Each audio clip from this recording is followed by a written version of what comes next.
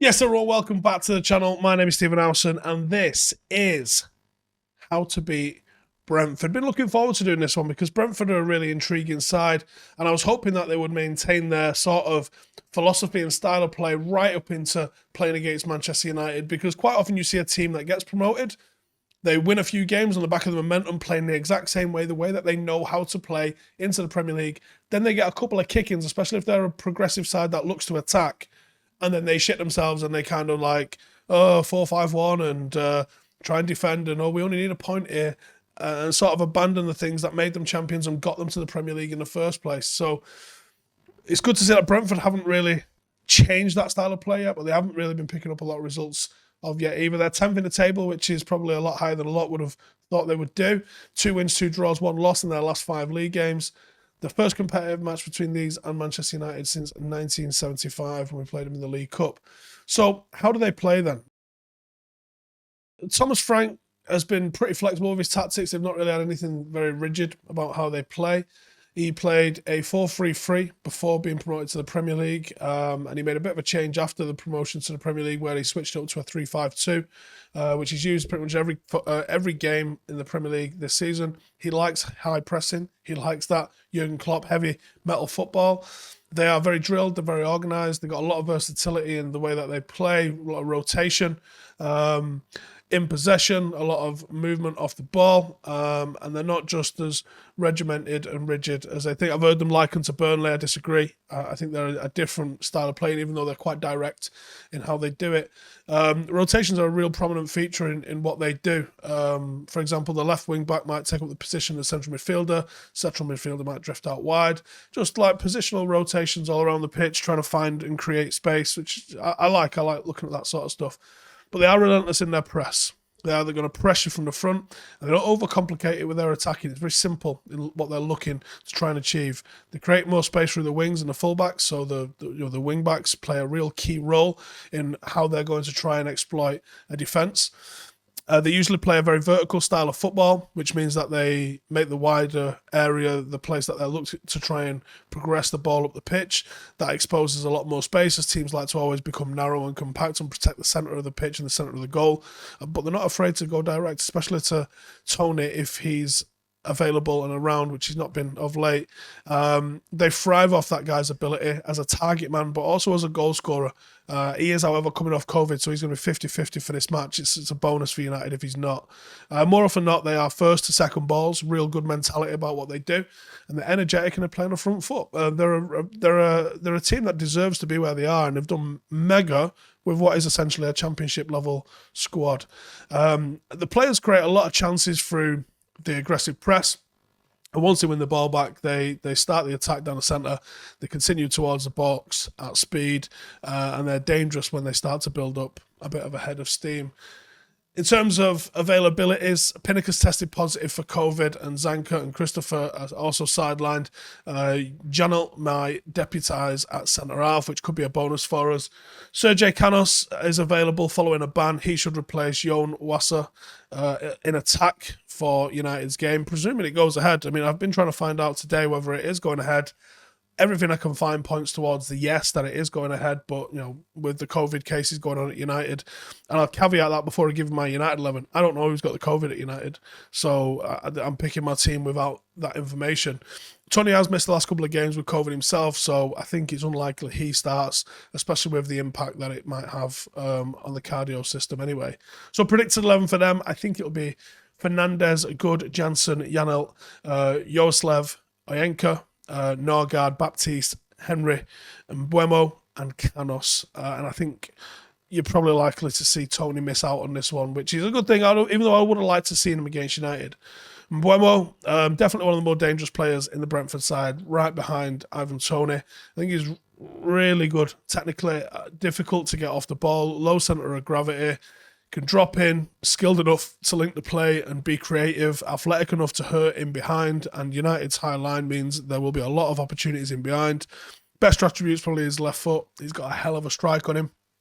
And I think he's one that has got the potential to still hurt us despite Tony not being available. Now, they average 47% possession, which is in the lower end of the league, but they do go very direct when they get the ball and attack early and often, and sometimes that breaks down for them. So they're not really looking to just hold possession. They're looking to try and get that ball forward and create opportunities quickly, really. Now, it's shown by the fact that they have the third worst pass percentage in the league, which represents the risk that they have when they play the ball forward. They do not take a backward step. And they have the 8th best attacking record in the league, where they've scored 21 goals, which is more than Everton, Arsenal and Spurs. Only Burnley have attempted more balls above shoulder height than Brentford. So that's where the link to Burnley comes, but I think their methodology is entirely different. And they're mid-table when it comes to defensive pressures in the attacking third. They have the 3rd best tackle success percentage in the league too, which means that they compete and they are brave and actually very adept at winning tackles when they go for it. But they are beatable, hence why they're mid-table. So how does this Manchester United side beat this Brentford side? The 11 I'm going to go with, and again, I'm going to caveat this by saying I have zero insight into who's got COVID at United, or even if the game is going to go on, providing it's not affected any of the key players in the first team, is what I think we could go with. David De Gea in net. I think it might be Varane and Maguire. Varane's been training for a while now. I don't know if he's quite ready to play, but I wouldn't mind seeing him come in. Tellez and Dalot, I think he's going to continue this little experiment with his fullbacks. I think it'll be Fred and McTominay, much to everyone's chagrin, but I also think that they both performed quite well in the last game. So why would you drop them? Bruno, who didn't perform well in the last game, I think he'll keep his place because it's Bruno. And I think United will look for something a little different. And I think it'll be Donny van der Beek given an opportunity to see if he can help create a little bit of a passing tempo, seeing as though Bruno's a little bit risky with his balls, and you're not really getting a lot of progression out of Fred or McTominay. So someone that can actually maybe pick out a final pass, but you're really going to be putting a lot of pressure on the fullbacks here to deliver, especially as you're not going to have the dribbling ability of a Jadon Sancho. Now, up front, I'm giving Marcus the weekend off, or the week off, or the midweek off, whatever you want to call it. He's not looked at his best. His time will definitely come again, but I think if Edinson Cavani is fit, and I believe he's been training, I know Ralph mentioned that there's a possibility he might play. Well, if there's any possibility for me, I think he suits his system down to an absolute ground. And I think having Cavani and Ronaldo to deal with crosses coming in from Dalot and from Tellez, I think that represents a serious proposition that United have to try and take advantage of. So if there's an option for it, I want to see it now. So how do you beat them? You got to match them physically. So Fred and McTominay are always going to be in there for that kind of nature of battle. And I think when you've got someone like Cavani up front, and even Ronaldo, let's be honest, there's physicality in there. Varane and Maguire, big boys, physical boys, decent in the air. I think Lindelof would be a mistake in this game, to be honest, with how direct they're going to be. That is literally his kryptonite and his weakness. I think they are a team full of runners. Nothing's going to come easy. There's going to be a lot of energy about the pitch, and you've got to match that. You are not beating this team unless you can match their intensity and go toe-to-toe with them. And I've picked a team which I believe has got the capabilities of doing that. I think you have to use the channels. You have to use your width. The areas that Brentford like to use themselves are also the areas that they're most vulnerable in, and that's often the case with teams that they've played this season. They're going to try and use their wing-backs to sort of protect against our full-backs, and in doing so, that means that you've got the opportunity then to go 3v3 with Bruno, Ronaldo, Cavani pressed right up against their centre-halves, which means Donny van der Beek could operate in the half spaces, could operate in between the lines and try and find someone with a final ball. That's why I've chosen the team that I've decided to go with. When Brentford squeeze and they initiate their press, they have a tendency to push their line really high up, and they do it, and they're very brave when they do it. And I think that is where United catch them out and get in behind them. They do leave space in behind. Even though they beat Arsenal, if you saw the game, there was gaps all over the place, and actually they were lucky to get the result they did. Arsenal probably could have felt they got some more out of that game, but they didn't. And you have to be strong in both boxes. You've got to remember, this is a team coming from the Championship. They know how to compete. They know how to deal with those aerial threats, and they will be a threat to United, certainly in our box when it comes to set pieces, because United are dreadful at them. But also, they're very strong in their own box as well. Try not to give fouls away in the final third. Try and capitalise, keeping the ball on the floor. That's where they're not the best with it. And you can beat them. They're not unbeatable. They're tricky.